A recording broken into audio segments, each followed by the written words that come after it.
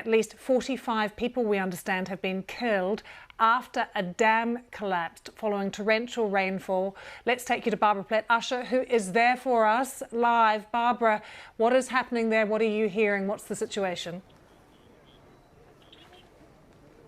Lucy, just extraordinary damage. I mean, the water, what happened was a dam burst, and this rush of water came through this town in the middle of the night, 3 o'clock in the morning. So it cut this swathe right through town, gouging out this valley, as you can see, felling trees, sweeping away houses, and many people as well. I spoke to a man earlier who said when he woke up, he could hear the sound of water. I said, well, what did it sound like? He said it was sort of like a roar, and he got his family out of their house in time, but around 50 of the families where he was living lost their homes, and some of them were taken away by the floods. He said he was able to rescue one little boy, but they're still looking for others who are missing, and around at least 45 people have been killed. And it's part of the heavy rains we've been having in Kenya and other parts of East Africa in the past month, and they are continuing and filling the dams. And so this is really quite ominous, because there are other dams in other parts of the country that are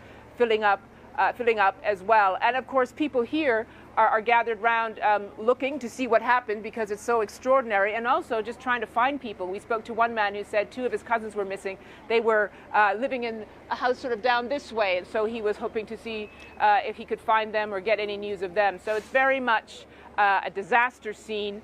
We've also, Lucy, just had a whole raft of politicians come through, including the transport minister, talking about what needs to be done, talking about people being more cautious when they drive through the water, all of these sorts of things. So it really is as a national focus, as you can imagine. And presumably, Barbara, all of the rain and the conditions means it's difficult to get help to the area where you are.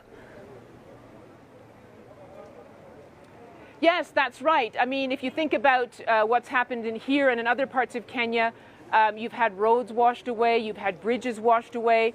We were able to drive here to this place fairly easily from Nairobi, but in other parts of the country, you've had these terrible situations where the roads have been washed away and there's water flowing over them, and then a truck will drive filled with people along that route, and at least in one case, the truck was like pulled into the water, and the people were swept away. Some of them drowned. So there are situations where people have to try to get across the road in these sorts of ways, and they're putting themselves at great risk.